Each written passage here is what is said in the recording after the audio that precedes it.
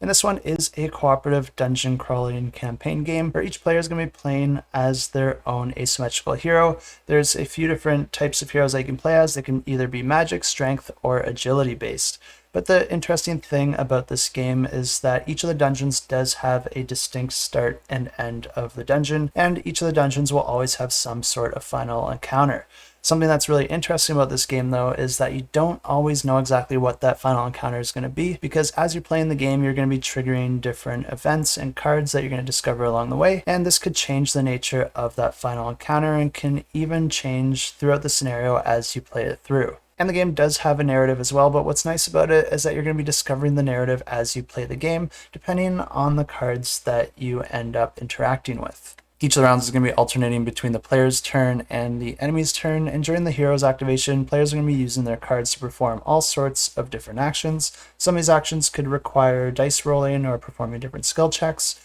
and some of the actions can even have a recharge time before you're able to use it again. Each player also has a special character wheel that you'll be able to upgrade throughout the game, and as you rotate it, it's going to be increasing your stats, giving you even more action points on your turn, or even giving you special powers or skills. Players will also be using these actions to move across the board, and anytime that you move into a new location, you're going to be revealing any tokens or cards that are available there, and these could reveal all sorts of different things, including innocent bystanders that you want to protect, or enemies that will have cards associated with them indicating how they act and the behavior that they have during a battle. And at the start of an enemy activation phase, you're going to be drawing an enemy encounter card. This is going to instruct you which and how many of the enemies are going to be activating, and if there's any special effects for that turn. You're going to be activating each of the enemies based on their card's instructions, and then the game continues like this, alternating between the player's turn and the enemies as the players try to complete different objectives, discover more of what the dungeon has to offer,